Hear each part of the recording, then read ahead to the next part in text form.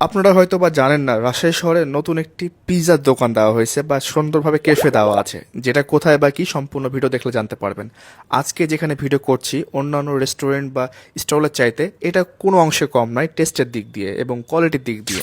জাদুঘর মোড়ে আপনারা পেয়ে যাবেন ছোট্ট একটি স্টল টাইপের, যেটা পিজা মিনিয়া নামে পরিচিত হয়েছে এবং নতুন একেবারে।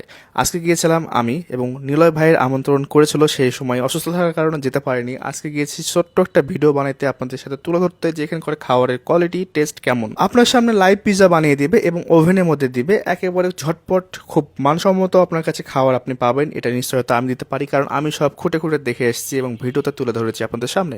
একটা সময় ছিল রাজশাহী শহরে পিজার কমতি ছিল এবং কাচ্চি ভাই তো ছিল, তবে পিজা এবং কাচ্চি দুইটা ভরপুর আইটেম চলে এসেছে। এবং নিলয় ভাই এই পিজা মিনিয়া যেটা দিচ্ছে, এবং রায়হান ভাইও আছে সাথে, তারা দুজন মিলে সেই সুন্দরভাবে যে কোয়ালিটিটা দিচ্ছে, আমি একেবারে বলেছি ভাই আপনি যেভাবে কাস্টমারকে দেন বা ওদের কথা অনুযায়ী কাস্টমারকে যেভাবে দিবে আমাকে সেভাবে দিছে।